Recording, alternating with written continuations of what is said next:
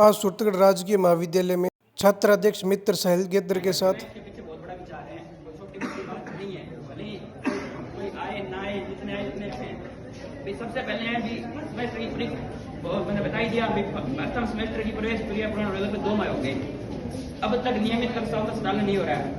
भाई विद्यार्थी शिक्षा के प्रति अग्रसर हो रहे हैं। भाई हम देख रहे हैं, आ तो रहे हैं, हम पढ़ नहीं रहे हैं, हम बाहर पार्कों में बैठे रहते हैं, इसका कोई मतलब नहीं है।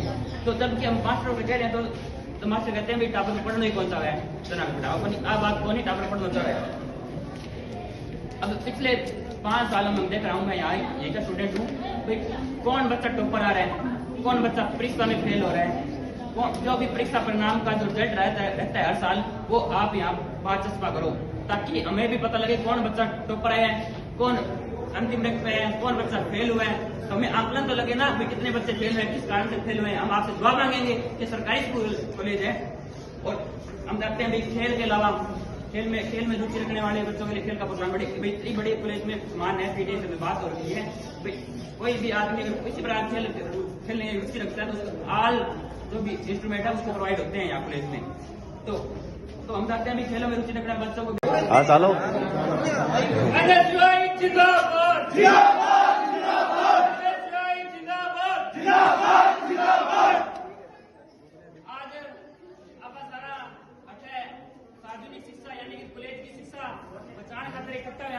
पिछले कई दिनों आप देखना लग रहे हैं एडमिशन की प्रक्रिया सितंबर में होगी खत्म, लेकिन 2 महीना गया आज तक क्लासा कौन चला लग रही। पहला भी आप 15 को प्रोग्राम बनायो जब कॉलेज ने कह दियो कि अब तुम्हारा एग्जाम स्टार्ट हो गया तो मैं क्लासा कौन लगा उसका। और जब मैं आज मतलब एग्जाम खत्म हो गया तो आने में क्या क्लासा लगा दो, तो क्लास लगाने की बात आई जब कह रहा कि टापर ही कौन है, मैं क्लास क्या लगाऊंगा। अब मैं टापर हम बात करी तो टापर कह क्लास को लगा देना मैं चुका मास्टर माने आप चीज कह रहे कि टापर कौन है, टापर कह कि माने मास्टर कौन बिठावे। तो मैं सोचा भाई यहाँ आरोप प्रत्यारोप कोई समस्या को हल कौन नहीं करे। तो याद रखे भाई टापर हम बुलाओ, टापर हम मनसा जानो और माने भी बताओ अब कौन सा टापर पढ़ना कौन सा है। भाई 2000 कॉलेज में एडमिशन है, टापर आगे 85, तो इतना बड़ा कॉलेज होने का मतलब क्या हो भाई। आज अगर टापर ना होती तो कॉलेज का ताड़ो लाग जाएगा, मास्टर ना होती तो काल कॉलेज का ताड़ो लाग जाएगा। इतनी बड़ी संस्था है सूरतगढ़ विधानसभा की और 2000 टापर पढ़े और अगर वही कॉलेज अगर प्राइवेट हो तो 70,000 18,000 20,000 की फीस पड़ता और तो बच्चा आ जाता। मतलब सरकारी कॉलेज की शिक्षा को बट्टा उठाने काम आप कॉलेज खुद करे है। मैं अब बार वे कोशिश करी, बार मास्टर ने कहो कोई टापर आ जाए मार्कशीट लेना आ जाए तो फिर मार्कशीट कौन देवे, कोई टीसी लेना आ जाए तो फिर काल आ जाए। 5 दिन पहले की घटना है, कोई स्टूडेंट आयो फीस लेने वास्ते आयो, मास्टर जी ये दियो कि भाई मैं तो डॉक्यूमेंट कौन ले, डॉक्यूमेंट लेना मारो काम है, थारो काम है, भाई फीस थाने टापरा देनी है, ले आओ नहीं डॉक्यूमेंट। तो मैं फिर फोन करे मास्टर जी ने, मास्टर क्या हो गया कोई नहीं 10 मिनट बाद ही भेजते हो। पण टापर 4 बार करता काटे 1000 रुपया की फीस काटनी है, वो घमंडियों गाँव आयो टापर एक दिन किराया 100 रुपया लगे, 4 दिन आयो 400 रुपया लग गया, रुपया बिना जा लेना वापस। इन सरकार की जो व्यवस्था है जो लापरवाह प्रकार स्टाफ है इस पर कार्रवाई करने की जरूरत है। और अपन देखा आज की चीज है आप चुप 5 दिन मतलब हौसला बुलंद हो रहे हैं भाई, जब मर्जी कहते हैं कि आज कौन आना काल आ जाओ, क्यों भाई हमारी हर मर्जी चलेगी। और कॉलेज सरकारी है और कॉलेज कोई प्राइवेट को नहीं, अटल मर्जी हमारी चलेगी और हमारी मर्जी में ये चला भाई मैं कोई गलत काम तो करवाने को था, मैं तो क्लास लगाने की बात करने लग रहा। और अब इनके पीछे आज अपन क्लास लगाने की बात करना है तो बहुत मोटी सोच है। आज अपन अच्छा कपड़ा पहनने को, आज अपन लिखना को, अपन पढ़ना को अधिकार को यहाँ कौन मिले हो।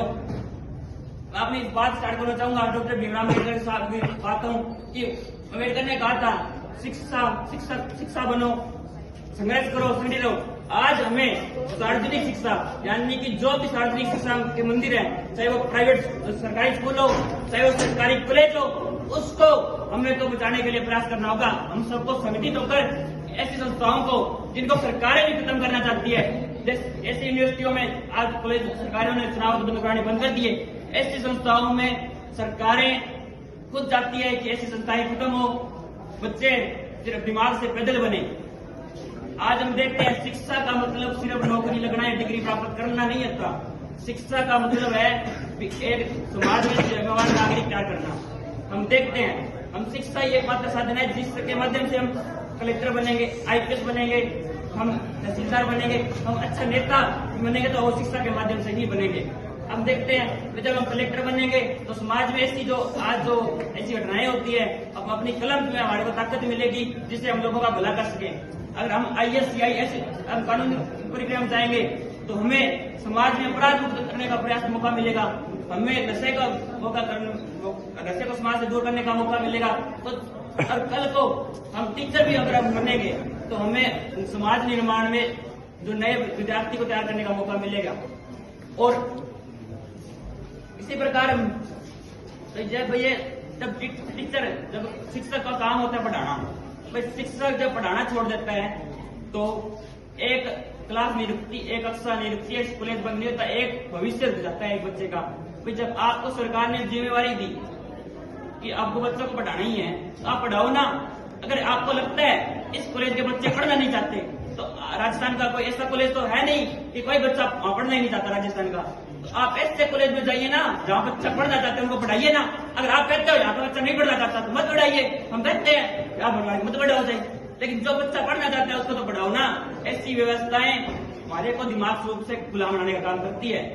और मैं ये कहना चाहता हूँ, बहुत से साथी हम देखते हैं कि सोशल मीडिया के सामने जो इतिहास तोड़ मरोड़ कर पेश किए जा रहे हैं, हम कहीं ना कहीं इतनी किताबों तले बोतले तो दबे हुए ही हैं, हम तमाम चीजें पढ़ रहे हैं। तो हमें ऐसे महापुरुषों की, ऐसे व्यक्तियों की किताबें पढ़नी चाहिए जिन्होंने सिर्फ हमारे लिए संघर्ष किया है, हमारे पढ़ने के लिए लड़े, जिन्होंने समाज में सुधार के लिए लड़े, जिन्होंने पूंजीवादी के खिलाफ लड़े, अहिंसा और सत्य के मार्ग पे गांधी ने किस प्रकार लड़े, अम्बेडकर साहब ने अपनी कलम से नारियों का, लड़कियों को पढ़ने का अधिकार कैसे दिलाया, उन्होंने तमाम चीजें जो कानून व्यवस्थाएं हैं इनको संविधान का रूप कैसे दिया।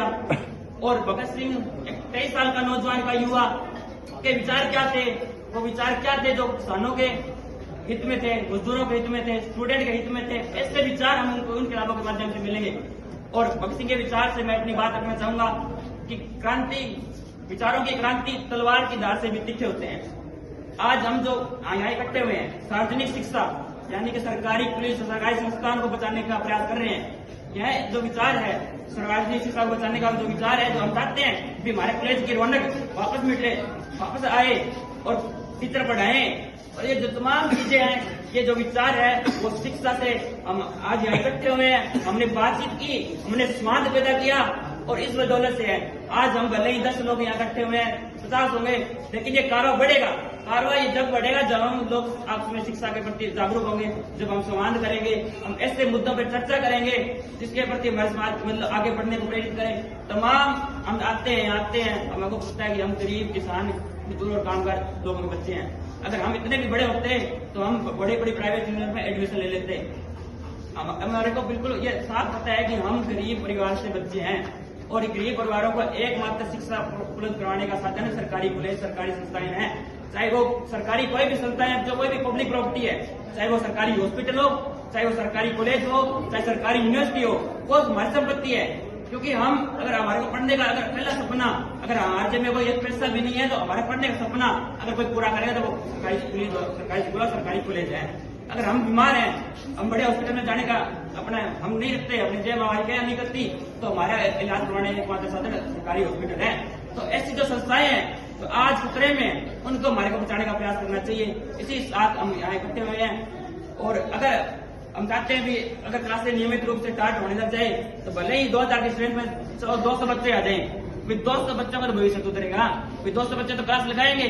ऐसे विद्यार्थी जो कॉलेज में नहीं आना चाहते तो आप उनको आइडेंटिफाई किए, हमें बताइए। यूनिवर्सिटियों ने नियम बना रखा है कि जो विद्यार्थी रेगुलर नहीं कर सकता वो प्राइवेट कर सकता है, तो प्राइवेट फार्म भरा लिए। हमने देखा भाई प्रतिभा ही प्रतिभा को मार रही है। कैसे मार रही है भाई? आप 99% वाले ने एडमिशन ले लिया, जो साथी जो खेल में रुचि रखते हैं वो 58-60% के हैं, उन बच्चों का एडमिशन नहीं हो पाता। जब वो एडमिशन नहीं हो पाता, वो खेल में रुचि रखने वाले बच्चे प्राइवेट कॉलेज में एडमिशन कैसे चलेंगे भाई? वो एक खेल खेलने के लिए 18,000-20,000 रुपए की फीस तो नहीं भरेगा, 7,000 रुपए की फीस बिल्कुल भी नहीं भरेगा।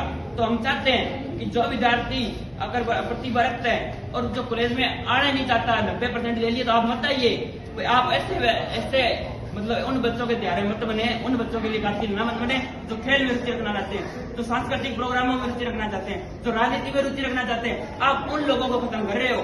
और आपको ये बताना चाहता हूँ कि जब ऐसी संस्थाओं के ताला लगता है ना तो शिक्षा का व्यवसायीकरण बढ़ता है। जब शिक्षा दुकानें में बिकने लग जाती है, आप देख रहे हैं कि आज प्लेस खाली है, कोचिंग सेंटर भरे पड़े हैं।